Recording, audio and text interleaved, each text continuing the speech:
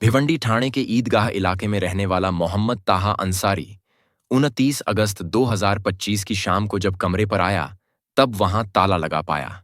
उसे बहुत कोफ्त हुई। कारण, उस वक्त वह बेहद थका हुआ था। कई दिनों बाद ट्रक चलाकर कमरे पर लौटा था। खाड़ी से महज 20 मीटर की दूरी पर उसका कमरा था। समुद्र की उठती गिरती लहरों के बढ़ते शोर से वह और भी परेशान हो रहा था, जबकि उसे कमरे के एकांत की जरूरत थी। वह कुछ खा पी कर सोना चाहता था। कमरे पर ताला लगा देखकर वह भुनभुनाया। दिन में ही उसे फोन किया था और शाम तक आने के बारे में बता दिया था, फिर भी न जाने कहाँ चली गई। इसी के साथ उसने पत्नी परवीन उर्फ मुस्कान को फोन मिलाया, लेकिन उसका फोन नॉट रीचेबल था। मोहम्मद ताहा परेशान हो गया। मुस्कान को कई बार फोन मिलाया, कॉल नहीं लगी। कुछ मिनटों में ही उसका फोन भी बैटरी खत्म होने के कारण बंद हो गया। वह दरवाजे के छोटे से चबूतरे पर बैठ गया। करीब आधे घंटे बाद मुस्कान गोद में 1 साल के बच्चे को लिए हुए आई। दूसरे हाथ में मोबाइल फोन और स्टैंड थामे हुए थी। उसे देखकर समझने में देर नहीं लगी कि मुस्कान वीडियो बनाने के लिए गई हुई थी। वह बिफरता हुआ बोला, तुम्हें मैंने दिन में कॉल कर दिया था, फिर भी तुम लापरवाह की तरह आ रही हो। अरे रील बनाने चली गई थी, सवारी नहीं मिल रही थी, इसीलिए देरी हो गई। मुस्कान ने सफाई दी और ताला खोलकर कमरे में ऐसे चली गई जैसे उसे शौहर की कोई परवाह ही नहीं हो। मोहम्मद बोला, तुम्हारे रील बनाने से मैं परेशान हो गया हूं, मेरा जरा भी ख्याल नहीं रहता है। मुस्कान तीखे लहजे में बोली, मेरा यही तो शौक है, तुम्हारी तरह मैं दारूबाज नहीं हूं। उस अंदाज में मोहम्मद भी बोला, अरे तुम तो उससे भी अधिक गिरी हुई हो। रील बनाने के बहाने इधर उधर मुंह मारती फिरती हो। न जाने तुम्हारे कितने यार बन चुके हैं। दोनों के बीच बातों का घमासान होने लगा। मुस्कान आग बबूला हो गई। गुस्से में उसने पति पर हाथ उठा दिया। अगले पल वहीं रखे मोबाइल स्टैंड से पति पर हमला बोल दिया। मोहम्मद बचता हुआ एक कोने में चला गया। वहीं उसकी नजर मांस काटने वाले बड़े चाकू पर पड़ी। उसके दिमाग में क्या खुराफात हुई कि उसने बगैर कुछ सोचे विचारे चाकू उठा लिया। एक झटके में उसने पत्नी को दबोच लिया और उसकी गर्दन रेत डाली। चंद मिनटों में मुस्कान खून से सराबोर हो गई। वह जमीन पर गिर पड़ी थी और उसकी गर्दन कट गई थी। मोहम्मद जब ठंडा हुआ तब उसने अपने दोनों हाथों से माथा पकड़ लिया और बोला, यह मैंने क्या कर दिया। वह वहीं बैठ गया, कभी अपने खून सने हाथ को तो कभी खून लगे चाकू को देखने लगा। उसके सामने पत्नी मुस्कान की लाश पड़ी थी। वह दुखी हो रहा था, उसके बारे में सोचने लगा था।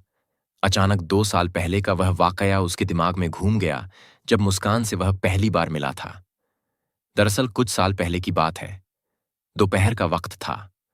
मुंबई ठाणे हाईवे पर किनारे ट्रक खड़ा करके एक पेड़ की छांव में मोहम्मद ताहा कड़ाही में कुछ पका रहा था। पास में उसका हेल्पर आटा गूंथ रहा था। तभी उसकी नजर एक लड़की पर गई। ग्रामीण वेशभूषा के साथ मेकअप में थी। उसके एक हाथ में मोबाइल था, दूसरे हाथ में मोबाइल लगाने का एक स्टैंड पकड़े थी। वह उसकी तरफ ही चली आ रही थी। अपनी ओर उसे आता देख मोहम्मद ताहा चौंक गया। उसकी चाल ढाल जानी पहचानी सी लग रही थी। उसके बारे में सोच ही रहा था कि वह उसके करीब आ चुकी थी। वह कुछ बोल पाता, इससे पहले ही लड़की हिंदी में बोल पड़ी, आप ट्रक ड्राइवर हो, क्या पका रहे हो और कहां से आ रहे हो। बीच में ही मोहम्मद का हेल्पर बोल पड़ा, मैं आपको पहचानता हूं, मैंने इनको आज ही मोबाइल में देखा है इसी ड्रेस में। इसका नाम मुस्कान है और सोशल मीडिया पर रील बनाती है। उसके बाद मोहम्मद और मुस्कान के बीच काफी बातें हुईं। थोड़ी देर में मोहम्मद और मुस्कान ने सड़क के किनारे रोटी बेलने, बर्तन साफ करने, भोजन परोसने और साथ साथ खाने का वीडियो शूट किया। इसमें हेल्पर ने मदद की।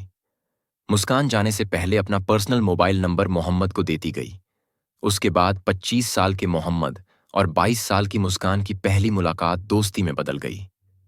मोहम्मद को जब भी ट्रक की ड्राइविंग से फुर्सत मिलती वह मुस्कान को कॉल कर देता, उससे घंटों बातें करता, उसकी वीडियो की तारीफ करने लगता। एक दिन उसने मुस्कान के मन को टटोलते हुए उससे विवाह करने का प्रस्ताव रख दिया। मुस्कान ने भी उसके प्रस्ताव को तुरंत स्वीकार कर लिया। किंतु एक समस्या मुस्कान के सामने परिवार के लोगों को राजी करने की थी। किसी तरह मुस्कान ने अपने फैमिली वालों को मोहम्मद से प्रेम विवाह करने के लिए मना लिया। उसके बाद मोहम्मद ताहा अंसारी और मुस्कान भिवंडी की एक बस्ती में अलग एक कमरा लेकर रहने लगे। साल डेढ़ साल तक तो उनके संबंध मधुर बने रहे, किंतु जैसे ही उनकी जिंदगी में बच्चा आया, उनकी मधुरता में कमी आने लगी। मुस्कान पर अपनी मर्जी थोपने लगा, यहां तक कि उसे पर्दे में रहने और रील बनाना बंद करने का फरमान जारी कर दिया। इस पर मुस्कान तिलमिला गई। उसने दो टूक कह दिया, मैं रील बनाना किसी भी सूरत में बंद नहीं करूंगी। इसे लेकर दोनों के बीच हमेशा तकरार होने लगी। मोहम्मद जब काम के सिलसिले में बाहर रहता, तब मुस्कान भी रील के लिए वीडियो बनाने निकल पड़ती थी, साथ में बच्चे को भी संभालती थी। वे झगड़ते हुए एक दूसरे के चरित्र पर भी कीचड़ उछालने लगे थे। मुस्कान के अंदाज और मर्दों के बीच जल्द घुल मिल जाने और उसके साथ हंस हंस कर बातें करने की आदत से मोहम्मद के दिमाग में शक का कीड़ा कुलबुलाने लगा था। कई बार शक उसके मन मिजाज पर हावी हो जाता था। वह सोच में पड़ जाता था कि बच्चा किसी और का तो नहीं, किंतु सच तो यही था कि मुस्कान और मोहम्मद 1 साल के बच्चे के माता पिता थे। मोहम्मद ने बीवी मुस्कान की लाश को ठिकाने लगाने के लिए हत्या से भी अधिक अमानवीय तरीका अपनाया। मोहम्मद ने सबसे पहले उसका सिर धड़ से अलग कर दिया और फिर शव के 17 टुकड़े कर डाले। तब तक रात घिर आई थी और खाड़ी में समुद्री लहरें और तेजी से उठने गिरने लगी थीं। समुद्र का पानी तट के काफी करीब आने लगा था।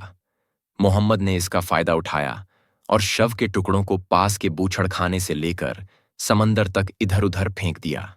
उसका अंदाजा था कि समुद्र की लहरों के साथ शव के टुकड़े उसमें समा जाएंगे, लेकिन ऐसा नहीं हुआ। पुलिस को ईदगाह रोड के पास स्थित बूछड़खाने के इलाके से एक महिला का कटा हुआ सिर बरामद हुआ, जो कीचड़ से सना हुआ था। उसकी पहचान और हत्या के बारे में जांच शुरू की गई। मामला भिवंडी के भोईवाड़ा पुलिस थाने में दर्ज किया गया। वहां के सीनियर इंस्पेक्टर अशोक रतन पारखी हत्या का कारण पता लगाने के साथ साथ स्थान और सिर काटे जाने वाले हथियार की तलाशी में जुट गए थे। भोईवाड़ा पुलिस के सामने महिला की पहचान और फिर हत्या के आरोपियों को पकड़ने की बड़ी चुनौती थी। पुलिस टीम ने ईदगाह बस्ती में जानकारी जुटानी शुरू की। पता चला कि वहां से एक महिला लापता है। इसी के आधार पर पुलिस ने जांच की दिशा तय की और जांच शुरू की। यह स्पष्ट हो गया कि शव परवीन उर्फ मुस्कान नाम की महिला का था।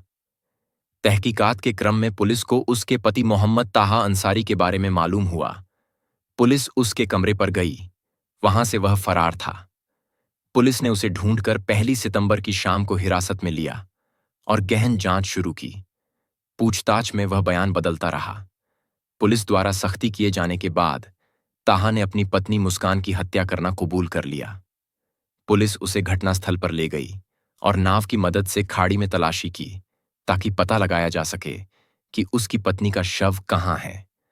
मोहम्मद ने जुर्म कबूल करते हुए बताया कि उसने पहले अपनी पत्नी का सिर धड़ से अलग कर दिया था। इसके बाद उसने शव के 17 टुकड़े कर दिए और जब समुद्री लहरें तेज थीं, तब उन्हें खाड़ी में फेंक दिया ताकि सबूत मिटाए जा सकें। इस बयान के आधार पर 2 सितंबर 2025 को स्थानीय पुलिस फोरेंसिक टीम और डॉग स्क्वाड को घटनास्थल पर ले जाया गया और शव की तलाश शुरू की गई। लेकिन शव के नहीं मिलने पर खाड़ी के पास के पुलिस स्टेशन को पत्र लिखकर इसकी सूचना दे दी गई। आरोपी ताहा को भिवंडी कोर्ट में पेश कर दिया और उसे 11 सितंबर तक पुलिस रिमांड में भेज दिया गया। इस बीच आरोपी ने हत्या में इस्तेमाल हथियार के बारे में बताया कि उसे वह खाड़ी में फेंक चुका है।